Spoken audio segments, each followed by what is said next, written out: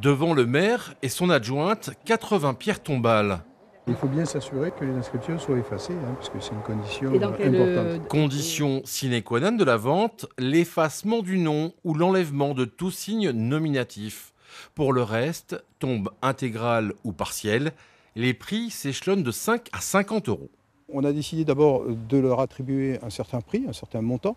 Alors pas excessif, parce que pour 50 euros, vous avez l'ensemble d'une pierre tombale, les pierres d'ornement, etc., d'une sépulture.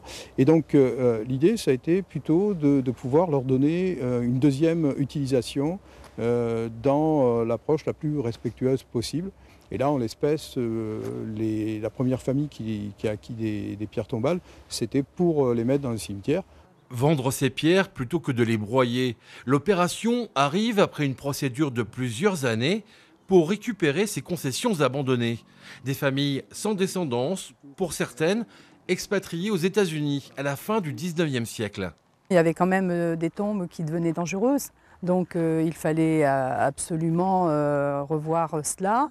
Et puis également ne pas toujours s'étendre, puisqu'on avait déjà 2 cimetières, l'ancien et le nouveau. Malgré tout, la municipalité a souhaité conserver les ossements de ces défunts. Nous, les os, nous avons choisi de les mettre dans des boîtes parce qu'on a trouvé cela plus intime pour les morts. Donc sur chaque boîte, on a donc le nom et le numéro de la concession. Vous pourrez constater que certaines fois, on a inconnu. Un ossuaire spécialement construit à la suite de ce remaniement.